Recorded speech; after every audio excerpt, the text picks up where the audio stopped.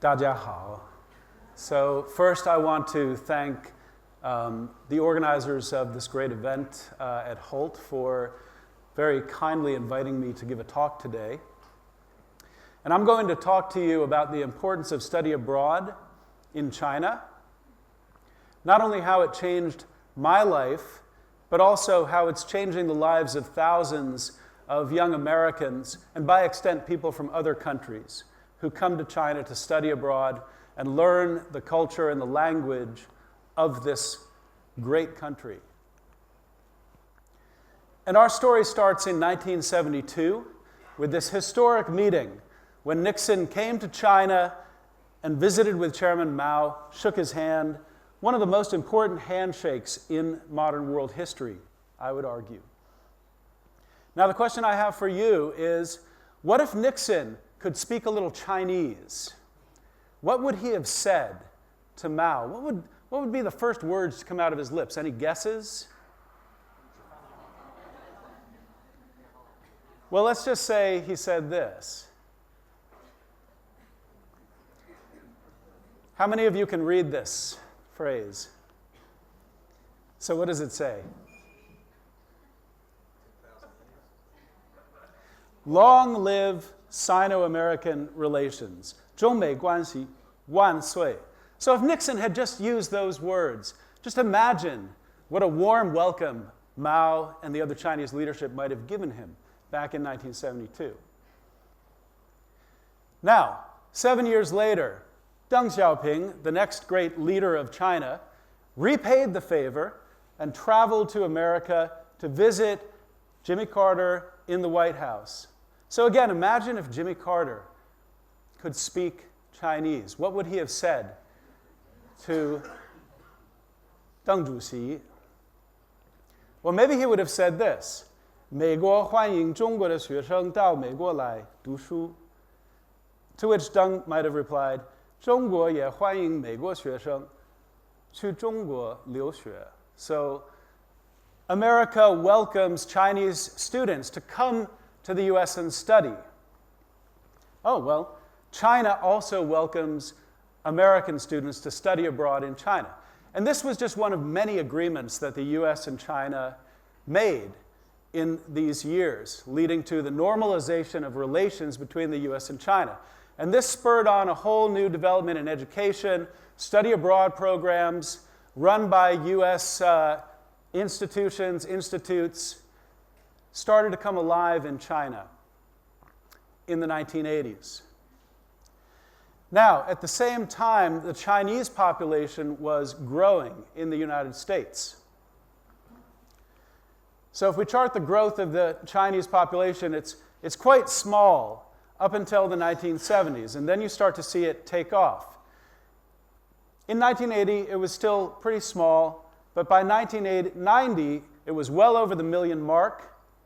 By 2000, it was over the 2 million mark, and in the year 2010, it passed the 3 million mark. So the Chinese population is growing very rapidly in the United States. In other words, America is becoming more and more Chinese every year. And it's not a uniform, even growth. It's a very uneven growth. The Chinese population tends to concentrate in certain states, such as California, New York, Massachusetts, also around the Washington, D.C. area. These are some of the most important cultural, intellectual, and political centers in the United States, where the Chinese population is growing most rapidly. Take my home state of Massachusetts. There's a growing trend of Chinese people moving into Massachusetts, many immigrants from China coming to Massachusetts to work in the Boston area. And what brings them there is IT jobs. The high-tech industry attracts a very large Chinese community. These are very well-educated people, many of them with PhDs. And they bring their families, and they raise their children in Massachusetts. And if we look at this chart published by the Boston Globe just recently, it shows the growth of all of these different towns in the Boston area. And you'll see one town, Acton, is just off the charts. The town of Acton, Massachusetts, is now 20% Asian, and 50% of that community is Chinese. So Acton is now 10% Chinese.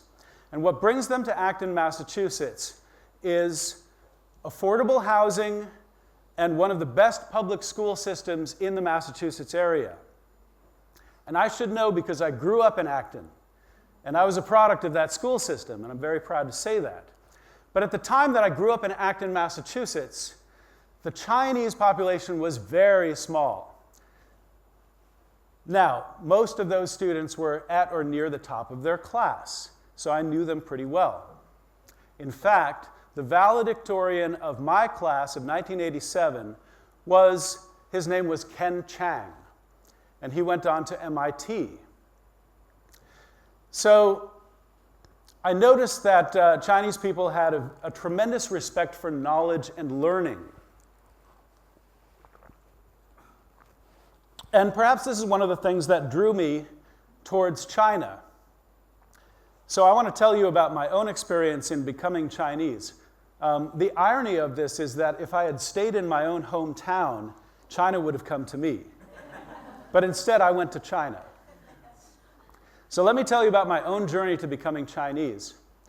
I started in 1987 at Dartmouth College, where I was a freshman. I took an intro class in Chinese language. I was interested in the characters. I was interested in the grammatical structure of the language. And it was just intellectual curiosity that drew me to Chinese. And I discovered that I had a passion for learning Chinese. This is one of the many sayings that I learned in my first year. How many people here can read this or know what it means? 如鱼的水. It means like a fish to water. So I took to Chinese like a fish to water. The most difficult thing to learn at first is the tones. The tones drive people crazy. But once you've done that, you find that the grammatical structure is very simple. It's just like English, SVO. There are no particles, there are no articles, there are no verb tenses. So it's actually a very easy language to learn. Much more difficult, however, is to learn to read and write Chinese. And that takes a long time. In fact, my father told me, he advised me, he said, "Son, you better stick to French because it's going to take a lifetime to master Chinese." And you know what? He was right. And here I stand today, and I'm still working on it after 25 years. I then went on to Taipei, Taiwan. Now, at Dartmouth has a very strong study abroad culture. And they not only encourage students to go abroad, but if you're studying a foreign language, you have to go abroad your second year. So I went to Taipei, where I went to the inter-university program. And I studied Chinese intensively, 3 hours a day, one-on-one with a Chinese teacher. And then I went to McDonald's in Taipei, because that's where you went. It was the only place that had air conditioning. So all the students crammed into McDonald's, and then you studied another 8 hours, and then you went to sleep. And that's what you did in China. So after that, I learned my second great Chinese saying, 满载而归, which means returning home with many gifts. And I was returning with the greatest gift of all, which is the gift of language. And the ability to speak now with 1 billion people on this planet. That's an amazing gift. But instead of going back to America, I decided to stay in Taipei for a while longer. And then my friends convinced me to go to mainland China and have my first experience there. And it was a wonderful experience. It was an incredible experience. It was a life-changing experience. And it was there that I learned this phrase, 改革开放. Everywhere I went in China, I heard this phrase being spoken, and people were discussing it and debating it, and nobody knew quite what it meant. But it meant opening and reforms. People were just getting into this culture of opening and reforms. Here I am at the age of 18, about 30 pounds lighter. And this is my first China trip. I'm going to show you some photos. Of course, you have to take a picture under the portrait of Chairman Mao at the Gate of Heavenly Peace. These are the famous limestone hills in Yangshuo, just south of Guilin. And here I am with the Shanghai skyline behind me, and there's the Peace Hotel. And then at a temple in Hangzhou. So everywhere I went, I was absorbing the culture, talking to people. This is what China looked like back then. Everybody rode a bicycle. This is rush hour in China in 1988. And this is how people dressed back then. This is at the Forbidden City in Beijing in the winter of 1989. So people were still in the Mao years in terms of the uniforms they wore and a lot of their attitudes and the ways they thought about the world. Here I am at a train station from Beijing, getting ready to board a train to Shanghai. This is what the train looked like.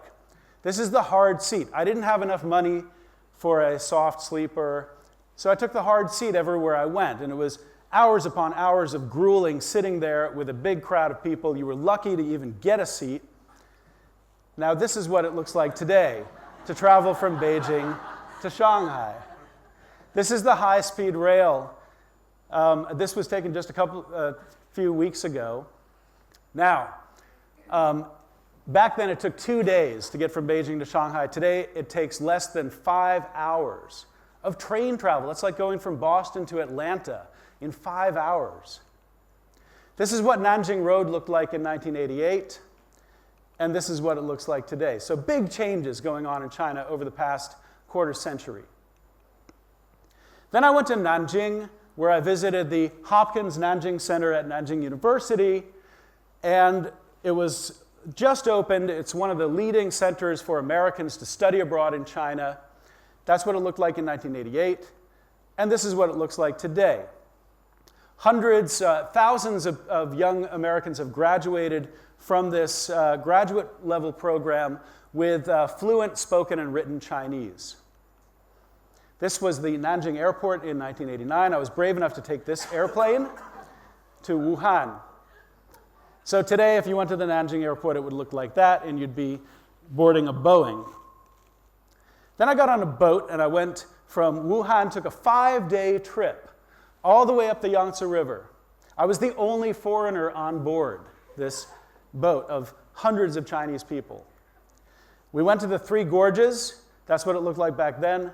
This is where it is. That's the chart of my journey. And now there's a big dam there, and that scenery that I saw in 1988 is completely filled in, and communities like this that we passed by are now completely submerged, and millions of people have been evacuated to other places in China. This is what Chongqing looked like in 1989. Pretty much the whole city looked like that. But there was building going on. Notice it's almost all manpower, but at that time there wasn't very much machinery to build the country. This is what it looks like in 2013. The old buildings are still there, but now Chongqing looks a lot more like Manhattan on steroids. And this is happening all over China. This was the reading material in 1988. As you can see, there was a strong interest in America. And it was under the Bush administration that China got its first Kentucky Fried Chicken. This is the first Kentucky Fried Chicken in China. It was in Beijing, in the Wangfujing district. I snapped a picture. If you don't believe me, I'm there in the window snapping the picture. Now there are over 5,000 KFCs in China. China's getting fatter, and China's getting more American by the year.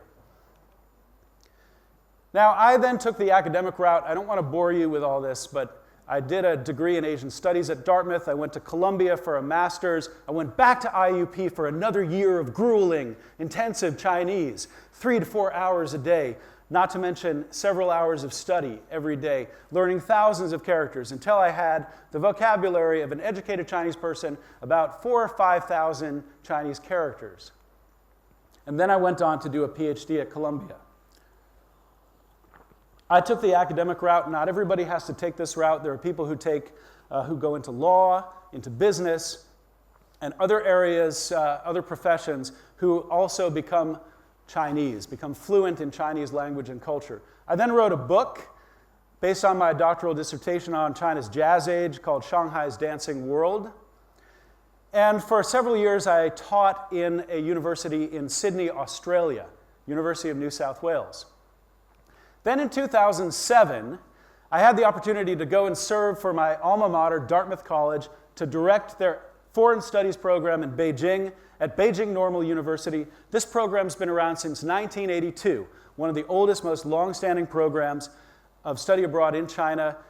Many famous graduates, including our Secretary of the Treasury, Timothy Geithner, was one of the earliest attendees of this program. So that was a fantastic experience. I took these students all over China. We went all over Beijing. We went to Xi'an, the ancient historic city. We went to Shanghai. And I was able to show them China. And I got hooked on this idea of teaching China in China. So I've been here ever since. And long story short, 长话短说, I ended up with my old hometown, Boston University, directing the study abroad program for BU students and for other students in our program. We are partnered with Fudan University, one of the top universities in China. All of the classes that the students take are in Fudan University. They study with Fudan University professors. They take courses in Chinese language, Chinese studies, politics, culture, etc. They take internships in Shanghai. It's a great, well-rounded program. Here's my latest group of students. We took them out to Yunnan earlier this year for an 8-day field trip. So again, teaching China in China. It's a very, very exciting experience. Now, there's a great imbalance. There are 12 times more Chinese students going to America than there are Americans going to China today. There's another imbalance that we have to address as well. Where do most Americans go when they study abroad? Any guesses? Number one is the UK. We are sending our American students there to learn English. Next is Italy, and then Spain, then France. The good news is that China is number 5. There are now around 15,000 students coming to China every year, but our worldview is very eccentric. We're still stuck in this 19th century paradigm of learning where Europe was at the center. The good news is that the Obama administration had recognized this as a problem. They have started an initiative called 100,000 Strong to send 100,000 students to China over the next 4 years. This started actually in 2009 as an idea. Now, in 1999, there were only 3,000 students studying in China from America. That number has grown to 15,000 in 2011. But I don't think 100,000 strong is good enough. I think we should keep increasing these numbers. I would like to see 60,000 Americans studying and learning in China by the year 2020. If you agree with me, please applaud. Thank you. Now, one final note before I turn off. Many of the greatest thinkers, writers, politicians in America used to go to Europe to further their education. Will the next generation of great American writers, musicians, economists come to China? These people are already here, so it's testament that this is happening today. And will we someday elect a US president who not only can say a few words of Chinese, but could give an entire speech in the Chinese language to a Chinese audience? And if so, wouldn't that be a great moment in the history of US-China relations? Thank you.